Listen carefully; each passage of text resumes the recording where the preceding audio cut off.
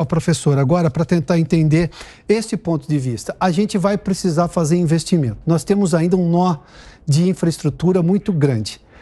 Não dá para imaginar que o Tesouro vai aportar recursos nestas áreas. Aliás, o que o Tesouro tem feito é esperar que o governo traga dinheiro de fora. Aliás, a gente está tentando trazer investidor estrangeiro, investidor externo, mesmo aqui do Brasil ou de fora, porque não há condições hoje do Tesouro. Tem um problema fiscal muito claro. E fiscal é gastar mais do que arrecada. Tivemos uma pandemia que piorou ainda mais a situação. Tivemos erros econômicos nossos lá em 2014, 15, 16, durante o governo petista naquele momento, inclusive no setor elétrico, que também teve um problema gigantesco.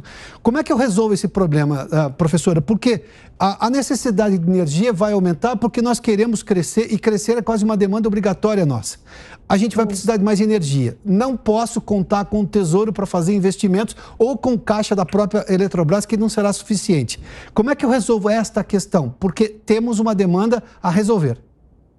E outro, isso, na verdade, já é um pouco baseado no mal entendido, sabe? O Tesouro não aporta dinheiro para a Eletrobras e nem aportava. Né? O que a Eletrobras se financiava, captando com o BNDES, fazendo parcerias. Então, a Eletrobras nunca foi um peso para o governo, nunca onerou, pelo contrário, sempre, né, deu dinheiro para a União como maior acionista. Eu acho tão importante a gente gastar uns minutinhos, ou um minutinho, para esclarecer alguns pontos, né, que deputado, a gente já acompanha, né, a importância da hidrelétrica, e nisso a gente está, né, bem em harmonia, mas tem algumas questõezinhas aqui que eu acho importante esclarecer. Quer dizer, apesar de o governo permanecer como o maior proprietário das ações, caso haja uma privatização, restando com os 45%, não adianta, porque tem uma cláusula lá que diz que ele só vai poder, o poder de voto se limita a 10%. Então, ele vai ser um sócio como outro qualquer.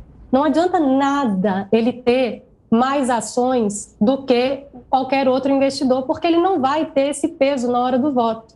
Inclusive, em decisões muito importantes, ele nem vai poder votar, porque haverá conflito de interesse. Então, eu acho que isso foi feito um pouco torto mesmo, para que as pessoas se confundam. Não, mas o governo vai permanecer como maior acionista?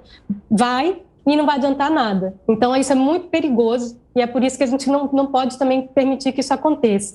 Com relação à geração, ela tem 1/3 da geração, mas ela tem metade da transmissão. E esse 1/3 da geração é justamente, na verdade, 50% de estocagem hidrelétrica. Então, não é uma geração qualquer, é justamente essa geração que a gente está falando, que dá a flexibilidade e que ajuda justamente a equilibrar onde o mercado quer entrar.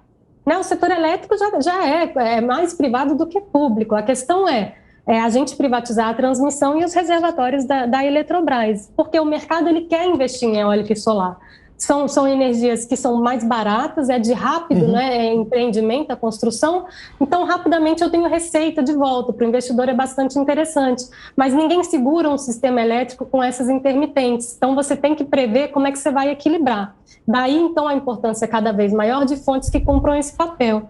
A Eletrobras, ela vem distribuindo muito dividendo, Piotr, e ela não fez esses investimentos e não participou desse leilão, como bem apontou o deputado, porque já estava comprometida pelo governo no Plano Nacional de Desestatização. Então, por lei, ela não podia participar. Não é que ela não tinha condições, né? E como você disse, realmente teve erros no governo passado também que provocaram uma baixa remuneração da geração da Eletrobras. Então, realmente, isso, né? Se você pegasse e falasse, não, então tá bom, então a gente vai, na verdade, rever o cálculo que foi feito, né, da descotização e tudo isso, ou eu vou precificar potência, porque o governo está falando isso, é um drible, na verdade, né? O leilão de potência já foi realizado e já tem um agendado para novembro, tá? Então, assim, esse produto, ele existe no mercado elétrico, ele não está querendo precificar agora, porque parece que não quer ganhar mais com a venda da Eletrobras, o que é, né, isso vai contraria a lei, né, da responsabilidade fiscal, né, e da eficiência pública. Só me permita, para colocar um pouco uma outra questão, porque eu acho que do ponto de vista do público, da maior parte das pessoas, ela olha, por exemplo, para a história recente do Brasil, quando o governo brasileiro estava registrando superávites. Isso foi no segundo mandato, sobretudo, do governo de Luiz Inácio Lula da Silva, ou seja, o país estava recebendo muito dinheiro, ou seja, não era um problema de falta de capacidade de investimento do Estado. E a gente não viu um salto de investimento para preparar o país para um crescimento maior, sobretudo na área de infraestrutura. Esta é a razão pela qual nós temos um nó de infraestrutura ainda que está sendo contornado com investimento externo, ou seja, de pessoas privadas. Aí a pergunta que a pessoa faz e isso parece muito claro, quando o Estado era forte financeiramente, ele não fez o investimento. Eu não tive um ganho de gestão, eu não tive avanços do ponto de vista de criação de maior infraestrutura, ao ponto de prever a realidade que temos hoje. A privatização é encarada por boa parte das pessoas, eu suponho, como, bom, se não deu certo lá, vamos tentar um outro jeito. Não é isto que está muito claro agora para as pessoas quando elas são perguntadas sobre privatização e manutenção de estatais, porque ela olha, por exemplo, no caso Eletrobras, eu estou remetendo lá os anos 90. Claro. Ter um telefone nos anos 90, bom, você registrava aquilo, pensa bem, é num imposto de renda. É surreal ter um telefone. O que você tem na vida? Um carro, uma casa e um telefone. Bom, ninguém mais cita esse tipo de coisa. E as pessoas têm telefone na hora que elas querem hoje. Porque você houve, evidentemente, um investimento muito grande. A senhora não acha que é este o ponto? O Estado hoje, ainda mais deficitário do ponto de vista fiscal, não vai conseguir ser parceiro da Eletrobras para fazer investimentos grandes em infraestrutura. Não é este o ponto específico sobre a privatizar ou não a empresa? Isso é o que vem sendo dito, né, Adalberto? Mas, na verdade, isso não se verifica nos dados. Né? A Eletrobras, ela pode investir e ela pode ampliar sua capacidade de geração, de transmissão e de outras atividades sozinha. Né? Vocês veem a quantidade de dividendos que foi distribuído, se uma parte disso fosse alocada para investimentos, né? para obras, né? E para justamente buscar uma geração mais barata, isso teria sido realizado. Agora, a gente sabe que a diretoria da Eletrobras, colocada durante o governo Temer, não tinha essa função. Né? Era justamente, já estava se discutindo a privatização, ela foi colocada no Plano Nacional de Desestatização e foi para isso que essa diretoria foi colocada, para organizar já essa privatização e preparar a empresa para isso. Então, foi enxugando o número de funcionário. Né? Por megawatt gerado, a Eletrobras é que tem menos funcionário do mundo das grandes empresas elétricas. Né? Então, assim, então, várias coisas assim, que a gente entende e que estão muito assim, na boca da população, na verdade, não são verdade. E quando a gente fala, o Estado não investe, o setor privado vai investir, vamos olhar para trás de novo. Vamos olhar lá nas primeiras privatizações. O argumento era esse, né? Quando a gente abre esse setor elétrico à concorrência, foi aí que eu me encantei pelo tema como economista, né? Era um novo mercado sendo criado. Então, como vão ser as regras? Isso é uma criação institucional, né? O governo vai colocar as regras e a gente vai decidir. Naquela época, as privatizações de 95 nos levaram ao apagão de 2000, porque o investidor, e agora é pior, porque com esse momento de incerteza, de mudança de paradigma tecnológico, o investidor ele vai se retrair. Ele entra para a eólica e solar porque isso está dado, porque elas são mais baratas, elas são rápidas e elas são limpas. Então, elas eu entro. Mas, de resto, está todo mundo retrancado. Qual vai ser a tecnologia de estocagem? Como vai ser remunerada a transmissão? Então, quando for fazer isso, na verdade, a gente viu que, na verdade, o investimento privado não entrou. A gente pode ver a curva, tem uma curva do Banco Mundial mesmo, porque o investidor, para fugir do risco, ele prefere o ativo pronto. Então, ele não vai fazer novo. Você podia falar, olha, faz a parceria com a Eletrobras e entra.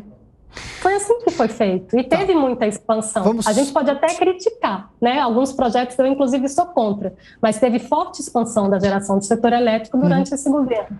Deputado General Peternelli, o senhor concorda com a professora? Porque é um fato.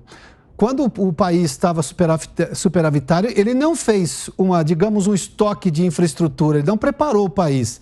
E eu estou falando agora, recentemente, quando o Estado realmente estava superavitário no começo dos anos 2000, até 2011, 2012. Depois nós tivemos uma série de erros econômicos e problemas, mas ali não foi feito grande investimento para provar às pessoas que o mundo estatal é realmente benéfico e pensa a longo prazo. Qual é a sua posição sobre o que disse a professora? É importante nós salientarmos dois aspectos. Primeiro, que a diferença de análise do Vital do Rego é de 23 milhões, né? Se bem que isso não vem muito ao caso e, tecnicamente, eles vão analisar. Um outro aspecto é referente à votação do governo nos 45%. Pelo que eu tenho observado e lido aqui, não corresponde que o governo só terá poder de voto em 10%. Pedi até para consultar novamente e recebi aqui, né, que não é essa a proporção. Um outro comentário interessante, repara que nós estamos falando na distribuição de dividendos. Isso é porque a empresa está dando lucro agora. Mas a empresa, com os problemas que teve, né, estava dando prejuízo. Ela começou a entrar num sistema superavitário agora. E um outro aspecto importante que colocou do governo anterior, e o próprio governo Bolsonaro, ele pregava a privatização. Então, a população que fez aquela escolha também elegeu uma hipótese de privatização. E nós precisamos estar executando uma capitalização, que eu gosto de salientar e não uma privatização, ela corresponderia a uma possibilidade de gerar 21 mil novos empregos. Quando nós aí em São Paulo, eu que sou paulista, nós observamos um boom da construção civil, de apartamento, de prédio. Esses apartamentos vão aumentar o consumo e a demanda, isso para ficar mais fácil para o cidadão entender, de energia, de ar-condicionado, de elevador, de bomba para levar a água para cima, numa estrutura toda. Então, nós precisamos fazer e atrair o máximo de investimento para que nós possamos estar envolvidos e buscar. Um investidor que muitas vezes investe numa empresa que vai ter uma direção estatal, pode não ser interessante. Então, essa capitalização, ela permite exatamente isso, colocar em prática o que já vinha sendo abordado, colocar em prática mais investimento. O governo não tem capacidade de colocar e nós temos uma necessidade muito grande de aumentar a capacidade energética do país, quer seja na transmissão, quer seja na geração, e eu vejo essa capitalização como muito importante para o setor. É uma sinalização em que nós vamos deixar o setor, né, essa concorrência, uma maior disponibilidade, uma maior geração de energia e, consequentemente, uma redução do custo.